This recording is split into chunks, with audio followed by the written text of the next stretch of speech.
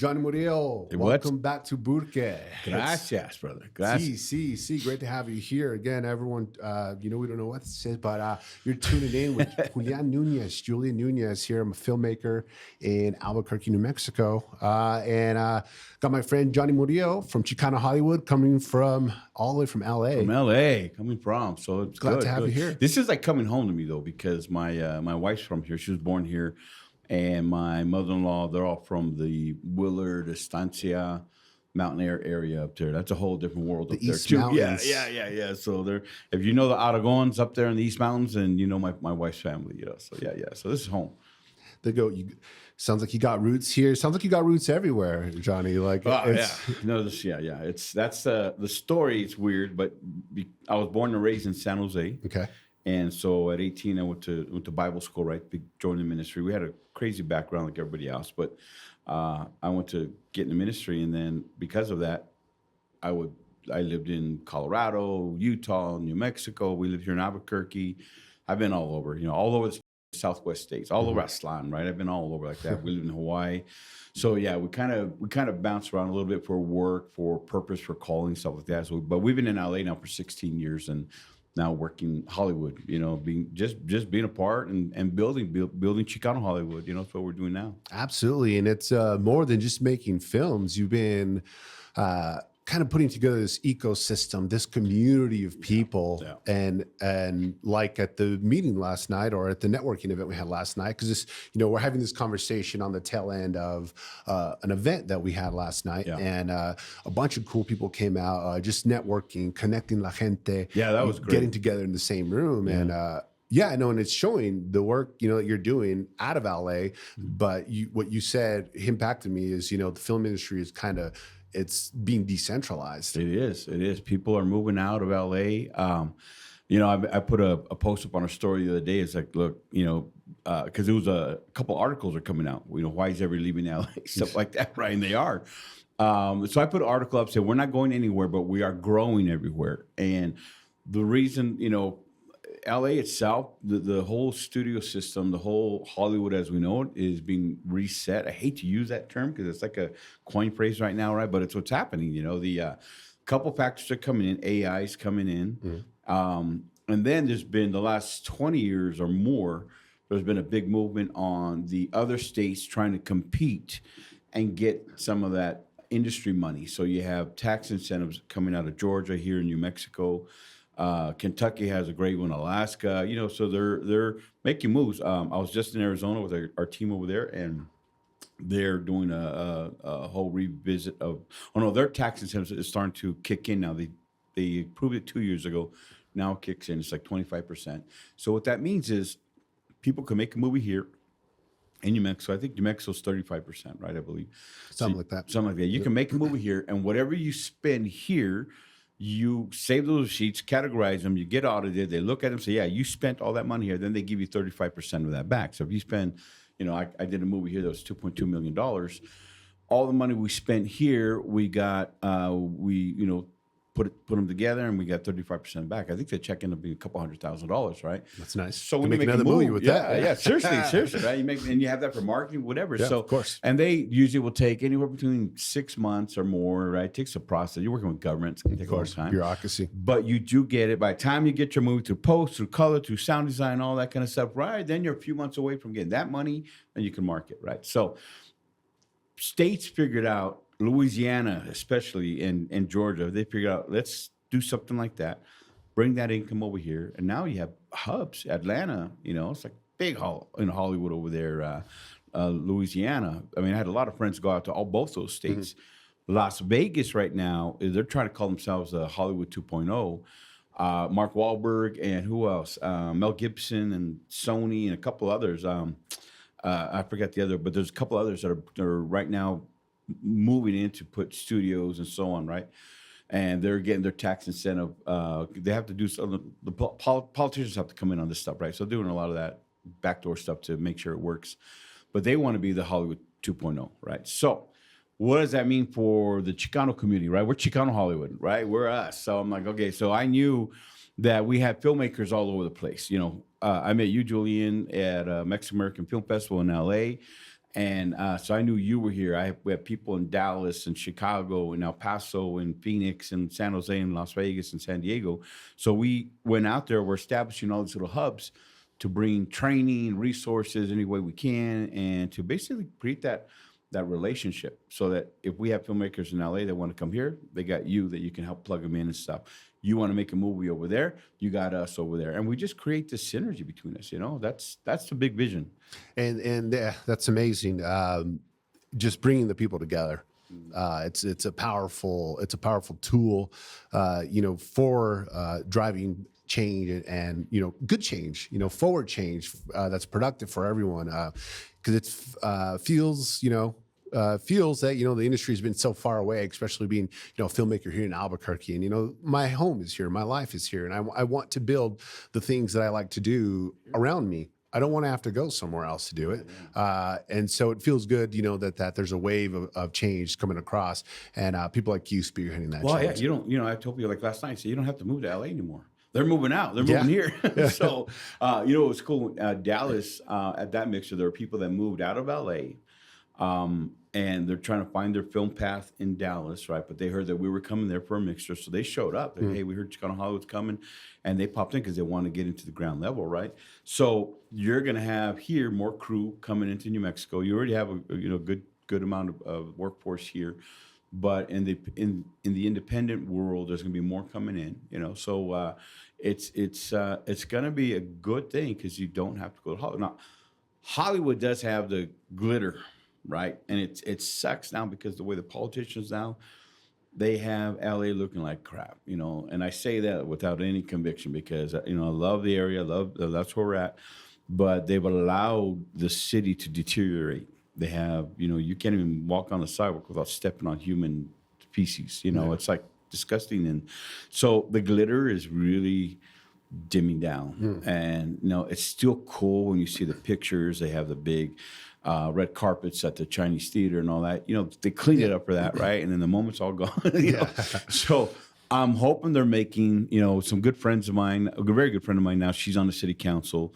She's very active. Like, no, we got to clean it up. So they're recognizing now. So Hollywood does have the glitter. But when it comes down to the brass tacks of making movies, you don't need to go there anymore. Yeah.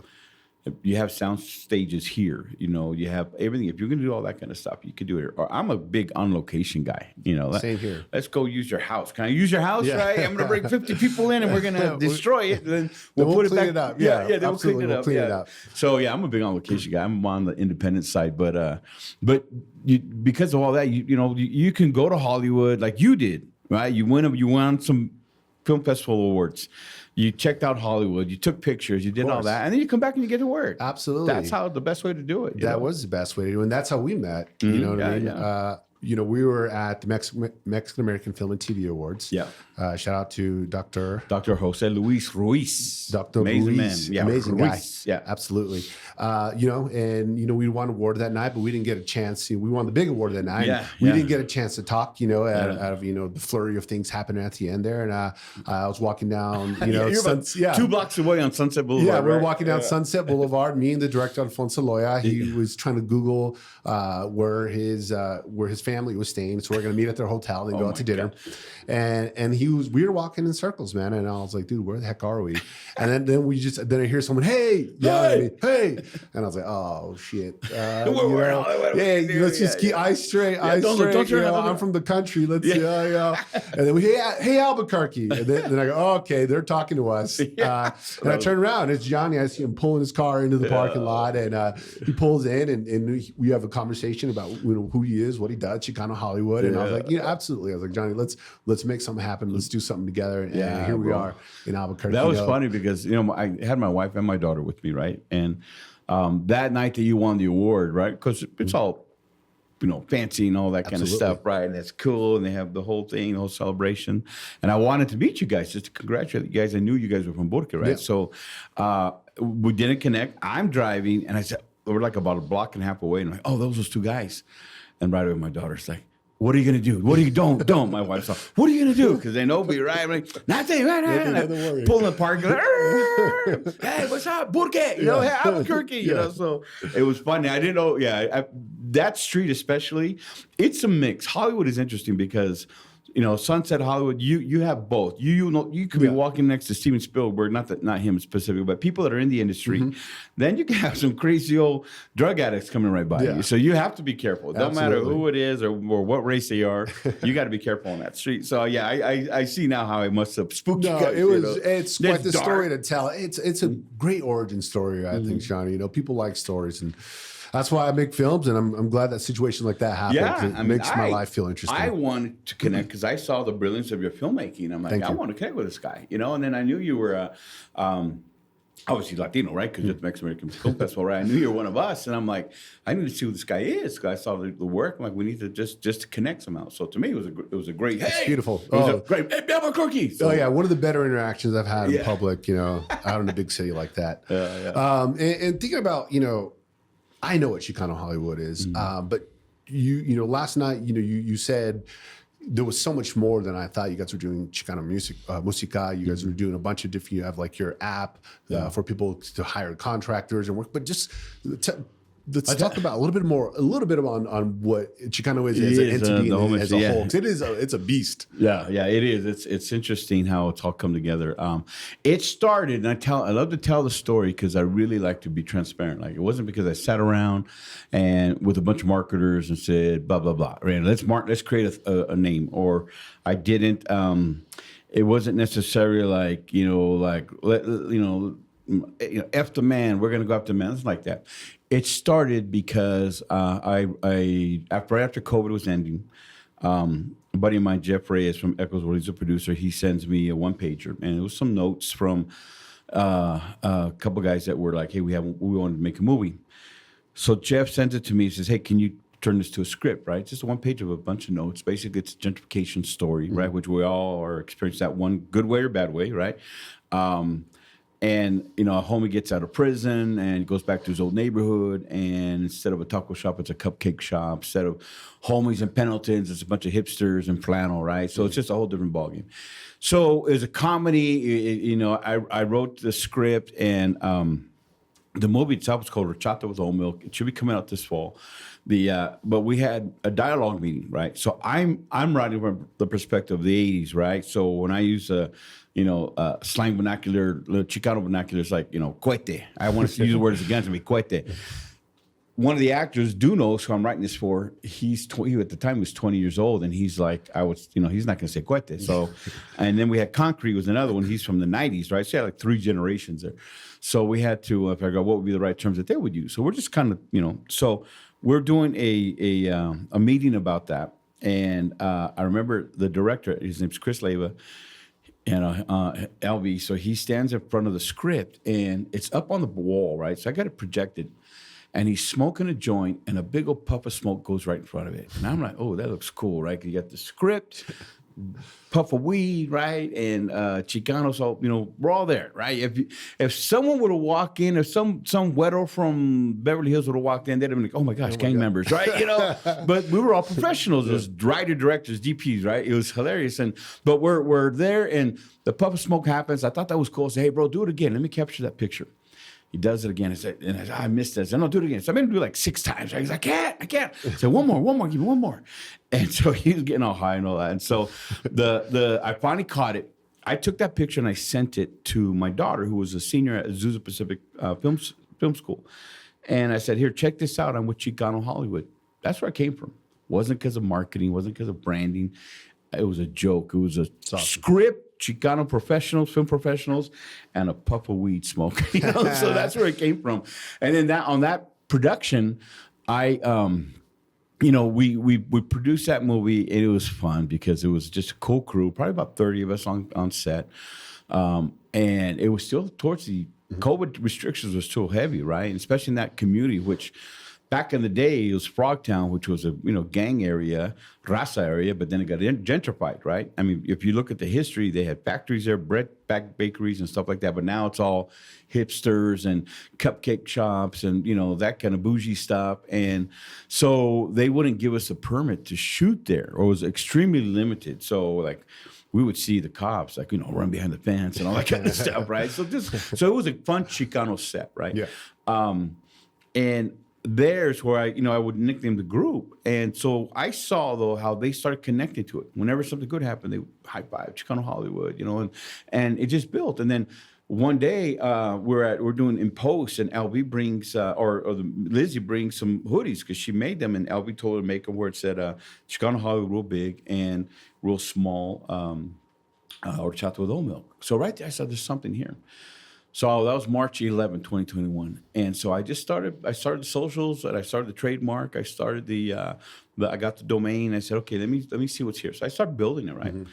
Within a few months on Instagram, which you can follow us on Chicano Hollywood, on Instagram we had, about August, we had like 2,500 followers. But on Facebook, we had like 12,000. And I'm like, I wasn't maintaining Facebook. I would just have them connect.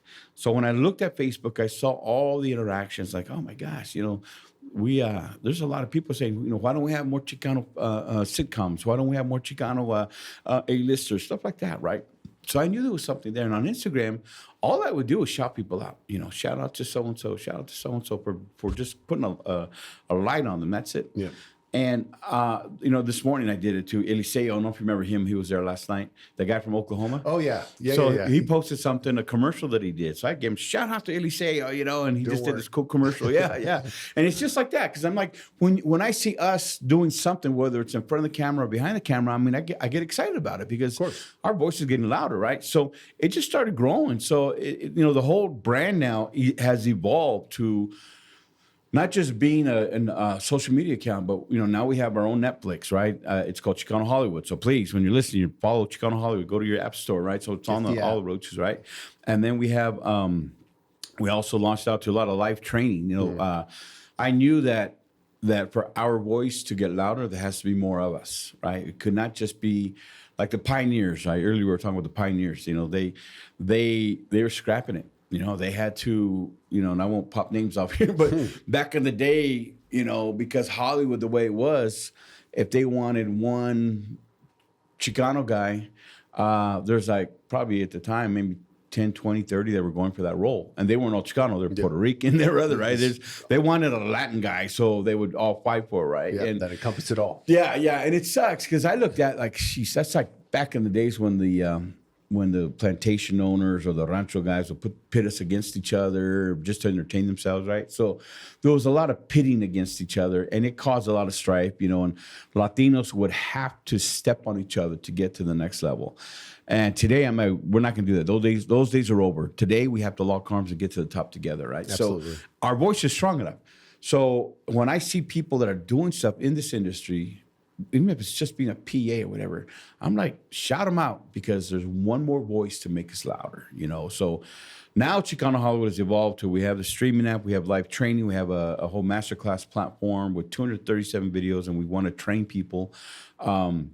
And talk about Elevate. You have your big conference. The big conference is coming up. It's called Elevate, and that's like the once a year. Let's get together, and that happened by accident too. I mean, that was just we did a producers lunch where I was in LA, and I thought, let's just get some tacos with producers, right? So I expected me, Jeff Reyes, a few others. Let's get together, and I'll have a taquero come. I told my taquero like 25 people. That's what I first told him, right? And we met at the kind of like the patio area of my church, and we, I told the church, I'm going to have a lunch here. It's a cool, and they let me, right? So I expected 25 people. And then next thing you know, it just started popping on us. We're like, oh my gosh. So we had like 200 people show up. And I'm like, dude, I called my taquero, bro, bring more meat. And don't worry, I got you. And then my daughter and I, we put this program together. And it came out. I'm calling people like last minute, hey, man, I got like 200 people coming. Do you want to do a presentation? You want to do this? And it was cool because they all were down for it. Everybody wanted to be a part of it, right? Yeah. So we did that. And when 200 people were there, it was only supposed to be a lunch. So I scheduled 2 hours. Then we're done. All right, guys, we're done. Get some tacos. And several came up to, is that it? Like, yeah. Oh, man, how come we can't have more? I'm like, yeah, I guess it's a great idea, right? So that was in June last year of 2023. So I said, well, September. I mean, I know how to put on a conference. I actually have done youth conferences for the church here in New Mexico and Colorado. So I'm, that's how the Marriott's here in Albuquerque and all, they're all very familiar to me, right? So I'm like, okay, let's do a conference. So we did Elevate last year, right? So that one had like 500 people show up, right? And we had like big names that Eddie James almost came, Louis Guzman came, Lisa Vidal came, bunch of others came. We had Concrete, we had Dunos, we had Super Ego, we had all these, influencers, podcasters, they all came. Letty from Brown Bag. It was an amazing event, right? So then now that's become like, okay, that's our hub. So now we're doing it again this year, September 13th and 14th. And, we have some big names coming. We're locking them in now. I can't announce them yet because it's always like Hollywood, they're like, I don't know my schedule yet. And several told me I'm there unless I get this project, right? Yeah. So I got big players that are like, bro, I'm there, but I'll let you know. So I don't want to announce them prematurely. Yeah. But because I don't know for sure. But we'll have big names there because everybody wants to be involved in raising our voice. They all want it. No one's holding back on it. I think the previous generations before us have learned that we can't do this just a handful of people. There's no way. We owe our audience. There's 40 to 50 million of us in the U.S. that are connected to the Chicano voice. Mm-hmm. Now, there's 62 million Latinos, and I have mad respect for everybody. I don't compete with other Latinos. Mm-hmm. But I do know that the Chicano, the New Mexican, the Tejano voice, those have been neglected. We've all been put into a bucket stuck underneath a voice called the Latinx voice. And that's a different voice. It's not my voice, right? And we learned it the hard way where we kept pitching stuff and we would never get greenlit, but the Latinx stuff got greenlit because the gatekeepers are like, oh, that's you guys. Like, no, that's not us. Yeah. So now we're at this, so now we have with the freelance Latino so that our people can get hired by us, that kind of stuff. And it's great. We have a lot of things going on and it wasn't because I'm a genius marketer or a genius businessman. It's because our people are ready for it. And when there's a community, even if it's niche, is ready, it's going to do well. And that's where we're at now. We're like, okay, so now we're expanding out because I saw that LA's changing. And more than that, I knew that we had guys like you here, guys like Abel in El Paso and the whole group over there, and guys like Juan Batalla in Chicago. So I'm like, how do we build this over there? So that's the goal now. How do we do what we did in LA? We want to do it in these other cities. And it's going well so far. Seems to be working. Yeah. It seems to be resonating with people as well. And like you said, the people I think are ready for it. Yeah. And, that's what's driving, this thing just to grow the way it is. It is. What's the climate here? You're a Albuquerque, New Mexico filmmaker. I've shot movies here before. Yeah. So what's the climate here? What's your take on it? What are you working on now, too? Well, for me, the climate is I'm an independent filmmaker. I self-produce. You know what I mean? I'm crazy like that. I write features, and I'll turn them into shorts, and then I will, go through the traditional festival circuit. I think that's still valuable. It is. And my background is, I've made so many films, and a lot of them are just horrible films that I hope no one ever sees. And let's get them on the streaming platform, bro. Let's get them out. And we have a couple on the platform. We have De La Luz. De La Luz. That's one of my first short films. And but I'm an independent filmmaker, and my background, I went to film school down in Las Cruces at the Creative Media Institute. Oh, cool. So I have that. Las Cruces background. has a good film community. They have a wonderful program, and they're going to be competing with Albuquerque for getting the studios down there. But that's never really been my journey. I never wanted, and I have to work for the studios. I have friends who do great jobs working for the studios, but I want to write my stories, and I want to produce them and create them through my eyes and vision. And so that's always what I've wanted to do. And I've been in bands. I've been making music since I was in high school. And I think, been touring. I've been doing it all. And I've done this wide range of things in real estate. And what I learned in real estate is marketing. And what a lot of people forget. And then when I was telling some of the kids yesterday that at the event is like people focus on creating their films, and they put all of their creative energy into that. They forget the business of it. Yeah. And this is a business, and you need to market. You need to think of it as a product, and it's hard that way for artists to think that way, to monetize it or to think strategically. But no, in every film that I do now, I put everything into it. I write it, and and I do the marketing. Yeah. I'll get out there and I'll make sure I'm networking and that I'm doing all those essential things to to make my film successful. And I got a deal with Canela Media. They're out in New York. And, they're big. Canela's huge. Yeah, they are huge. Yeah. They are great, and they're great people. And I hope I can keep making things for them. Yeah, dude. We need to connect with them too. Absolutely. Cutting it out, I'll get you in touch. Yeah. And then then going out to LA, winning awards, and so I'm hitting each coast, doing different things. That's what's cool about it. You don't need to live in New York or LA. You're doing your thing here, and I love that. And people need to recognize you can, and even here, I'm assuming here, but there's even our Latino Chicano community in New Mexico where, and this is an assumption, you can tell me maybe not, but even then the doors might be closed for a lot of our guys to plug into the bigger projects that are here, right? Are the doors wide open, or are they doors? I think the doors are wide open, and it's just finding the right people. That's what I'm saying. So it's the same thing. Like that's how it is in LA. It's there, but you're gonna have to find your way. It's the way the world works. Yeah. It's been that way. Yeah, they're not going to put a sign out saying "Come, Latinos stand in this line." Here's your opportunity. Yeah, no. You have to go out there and find it if that's what you want. And that's no one's going to hand it to you. Yeah. No, that's here something, or over there. Yeah. That's one thing our community has to learn, because I got good friends that are on all the unions, and IATSE, Luna, IEAU. And some are very good supporters too, right? A couple of them are sponsoring Elevate, so they're down with us, right? And our goal is to get more of us in the unions, right? And again, the unions are very strong. My life was changed because of the Teamsters. Mm-hmm.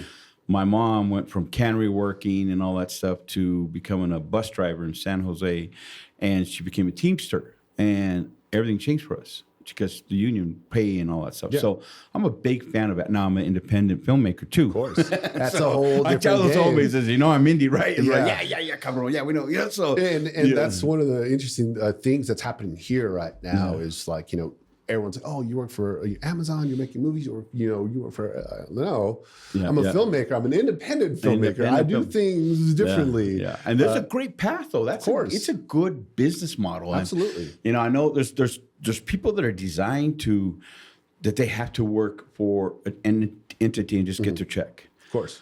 Then there's entrepreneurs like us, where it's like, it doesn't work for me. I need to just do my thing and go out there and hunt and get my, go out there and just make it happen. And people don't realize independent filmmaking is a great entrepreneur opportunity. It is. You got to know how to do it, and it takes a lot of sacrifice, and it's not gonna be 9 to 5, and it's gonna be very painful. Yeah. But at the end of the day, it could be very rewarding, and more than just monetizing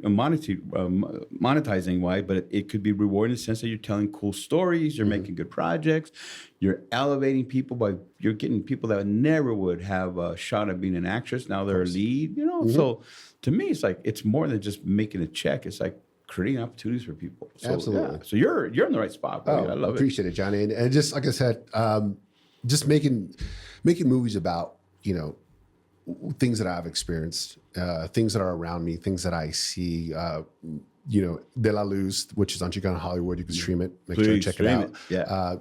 It's a story about, I grew up about 3 miles from the Mexico border. That's right. In Columbus, New Mexico, home of, not home, but Pancho Villa burned it down like 100 years ago. Yeah, that's cool. And there's that story. I'm working on a documentary about that I want to make happen.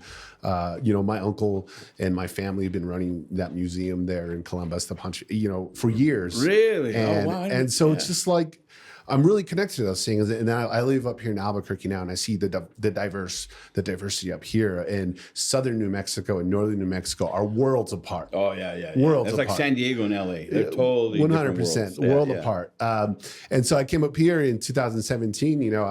More job opportunities, more than Las Cruces, still growing, but not what I needed it to be. Back in 2017. So I'm here, and now I'm up here, and I wrote a Western, because it feels, the old West, the soul of the old West man, is I here. love that. Yeah, and I'm fascinated by those stories and reading the history. I read a lot of books, reading the history about Billy the Kid and people who were around him. And he was fluent in Spanish, and he was in love with, a half Spanish woman. Really? Mexican Dude, woman. that, you got to make that movie. I mean, the from movie, that perspective. That movie's already being made, Johnny. Oh, I don't know. Yeah. The script is done. The short Script's film, done. I just need a little more scratch. Think about that though. Yeah, but think about that story, because Billy the Kid's story has been told from the non-Latino perspective. Yeah. I don't like to point out white side, black side, but it's a non-Latino perspective, right? So they didn't make any Latino references at all. Ever. The ones that I've seen, right? Yeah. So you're coming in now saying, what's that song? Down in El Paso, where I fell in love with the Mexican girl, right? Yeah. I mean, so you're bringing in the truth of it, Of course. right? And that's where it goes. Like, history was written by the victors. We hear that. Yeah. So yes, the Native Americans, the Mexicans, we got jacked up. Kind of a bad rap. Yeah. The Tejanos. I did a Western with Dr. Luis. You ever see his The First Cowboy? I watched it at the festival. Okay. I produced that one for him, right? So I was fascinated by that one, because his whole history that he wrote there was about how the Mexicans got jacked. They got jacked up in the Texan War against Santa Anna. And then all these Easterners came and started hanging them and taking their land, right? So they got messed up there, right? So the history, now I remember being raised, remember the Alamo. Yeah. Now I look at that term different, like, wait a minute. They were fighting against us. Yeah, you suckers, And then, but I was being raised because I was taught in history class, Davy Crockett and all that stuff, not realizing how freaking racist they were, Now I don't trip on all that stuff. I just laugh at it, but I do love the redemption side of it, where like now we have the power to tell our own stories and the truth. So I want to see Billy the Kid. Who would be a cool actor? Let's say, I'm just making this up because I'm old, but let's say Emilio Estevez playing Billy the Kid, and maybe Salma Hayek is playing the Mexican girl. Yeah, not taking more of the not story that it'll off be them. camera, They might be too old for Billy the Kid. He was like 16, right? Yeah, it's an interesting story, and I just like stories like that, and like again, something that resonated that you said was people want us to change the narrative. Yeah, dude, and it's like, how can I change the narrative? I wrote an immigration series, and people are like, why? It's the same story. It's the same story, but it's like, turn on the news. You know what I mean? Like, go to the border yourself. The story's still there. It's still happening. Still happening. Yeah. What do you want me to do? Yeah. This people need to see this, and they need to feel it, and they need to understand that these are our human beings, and we just need to just have a little more compassion and a little more understanding. Yeah. And it has to. We have to show the humanity. When I kind of had this realization in this whole battle and building our voice, right, where we would come across people, Latinos, and they would always say, we need to change the narrative. We don't want to be written as gang members and the drug addicts and prisoners and gardeners and nannies and maids, right? But then I realized that, wait a minute, you're describing my family. You know what I'm saying? But then I started looking even harder, like, okay, most of the people that say that term are Latinos that necessarily are trying to distance themselves from the Chicano community, right? They're trying to say, we need to change your narrative. And it's like, wait a minute, that's my narrative. Now, it might not be theirs. They might be East Coast. They might be, from the East Coast Latinos. And much Las respect. Cruces or Santa Fe. Huh? You don't know. You never know. Right? So they're like, change the narrative. And I'm like, but that's my narrative. So I don't want to change it. I want to own it. So let's own the narrative. Let's tell the stories. I tell people, like, my younger brother was a good gang member, right? My older brother was a good one. I sucked at it, but my younger brother's a really good cholito, right? And he was a cholo. He's we were lowriders, but he was a good cholo guy, and he did some stupid stuff, got sent up, or he was a lifer. He did a 23-year stretch. He came out, and then he gets back with a girl that he met at the when he reached out to her, because he didn't know what Facebook was. He didn't have a smartphone. We got him all that stuff, right? So he looks her up on Facebook. They connect. She's one of the top real estate agents of Southern California, Orange County, right? She has a beautiful home and different life. And they get back together. And now it's like, okay, it's a love story I want to tell. Yeah. So I could write it one way where it's just a gang member, or I could show the layers. So we own the narrative. So that's what we got to do is like, what's the truth behind it? You know, we're not all animals. You know? Yeah, no, yeah. And some of us are, you know what I mean? Again, you got to be a little savage sometimes to make your voice heard and to get, you know, your points across. True too. You know, I tell people all the time, like, I still love a good gang movie. You know, we have one, Race, and I have, and J.R. Escobar. We have a good gang movie that we want to produce. And I looked at it and said, this is something that would be produced in the 80s.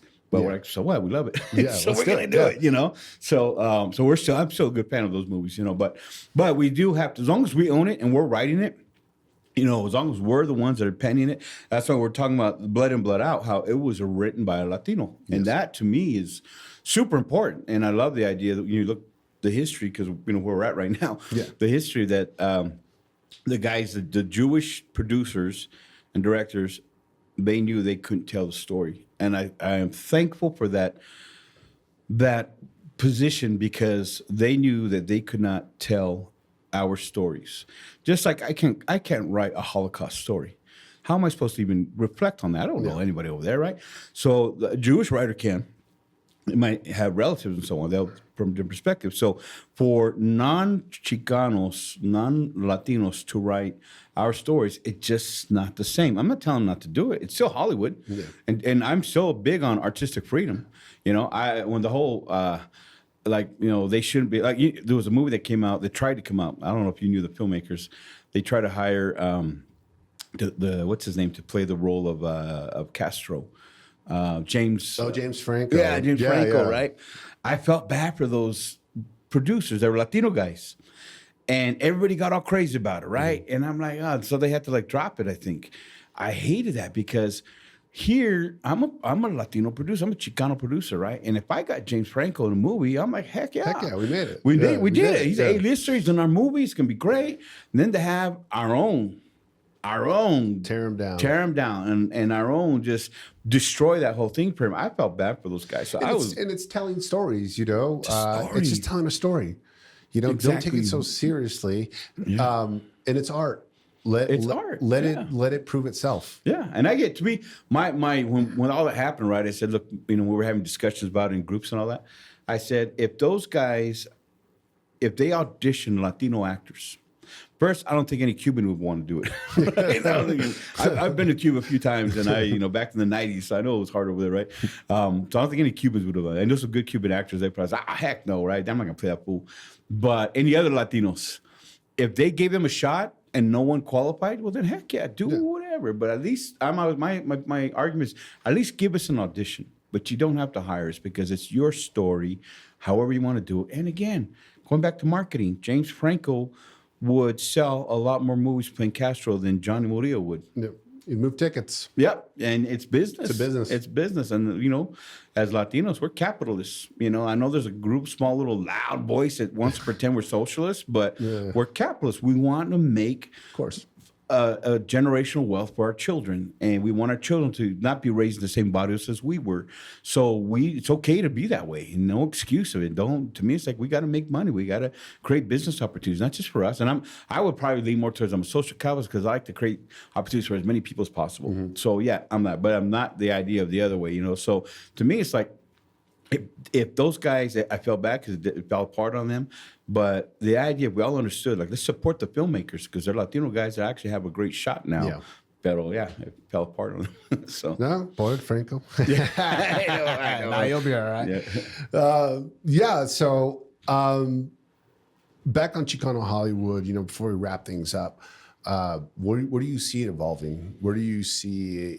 Where do you want to see, like, the next 5 years? So right now, thank you for asking that question. Let's get this podcast out all over the world, right? So right now we're doing a capital raise. So I didn't want to rush into it. I wanted to make sure I had a solid foundation. So when I first started growing, right, like, it's a beast now, right? But I knew I used to be in construction, right? So I was a contractor, and so I built part of the Chandler Mall back in Arizona. We did part of that. We did the Ritz-Carlton when it was the Ritz-Carlton in Vail, right? We did other commercial buildings in Denver and that area and stuff. And so I knew when you look at plans, anyone can tell. You see certain plans like, okay, that's going to be a single story spec home with one family. The foundation's so deep. It's the length and all that. So we know it's. But when you see the plans of a skyscraper, it's like huge. They're wrong. How deep they're going and all that stuff, and they're going multiple levels just to hold the weight of the building. So I knew in my mind what I've been doing the whole time. I've been building the foundation. I would have people tell me, "Hey, you should just focus on one thing." And I said, I get it. And I would tell them, I am focusing on one thing. I am focusing on creating an entertainment-based economic ecosystem for all of us. The buying power of the Latino community is $3.4 trillion. That was the last quote I heard. So even just within the Chicano, Tejano, New Mexican buying power, we're probably around 3 trillion our own, maybe 2.8 trillion.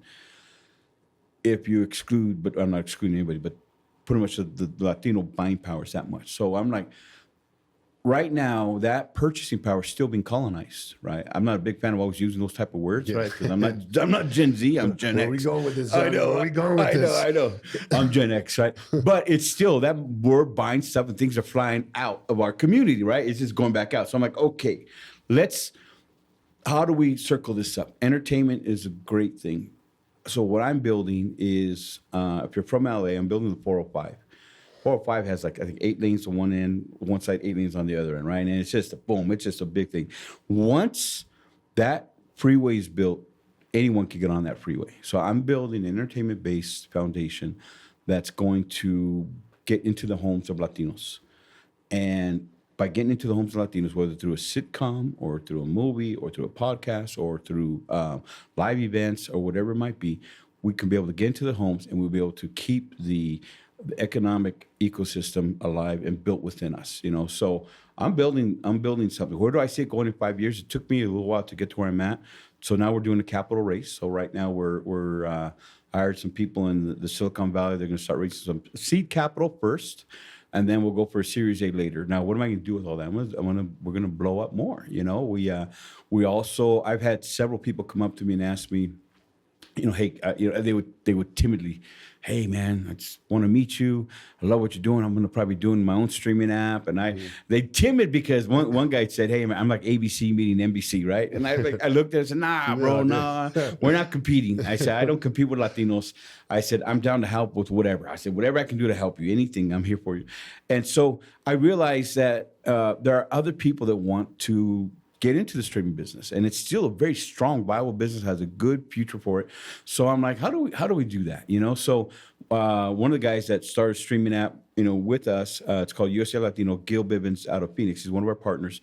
We are launching the, basically it's a global network, a Latino network of streaming. And we're going to help people, entrepreneurs that want to start their own streaming app and come in with all the bumps and bruises that I had to go through, that he's gone through, and basically create a turnkey technology. So I see not just Chicano Hollywood, but I see a lot of us. If you think about it, there's a lot of them, a lot of the others, and they're pulling in all the big ad dollars. So once we create ours, and it's like not just nationwide, the company that we're working with is over 190 countries. So I want to go hard in Mexico and South America, and we're going to help our gente and here, obviously here in the U.S. and the Chicano community, Latino community. If someone wants to get into the streaming space, we'll have a turnkey. They can just come in and really help resource them so that I could resource them with content, with connections, with ads. We have another company that we're dealing with out of Miami. These guys can provide what's called the ad tech, so that commercials can drop in immediately, so they can start monetizing. So we really want to putting that business model together. We're going to announce that at our conference too. But I see in the next 5 years, Chicano Hollywood as a brand is that we are really reaching our goals of getting into at least 10 million households. That's my goal. There's 40 to 50 million of us.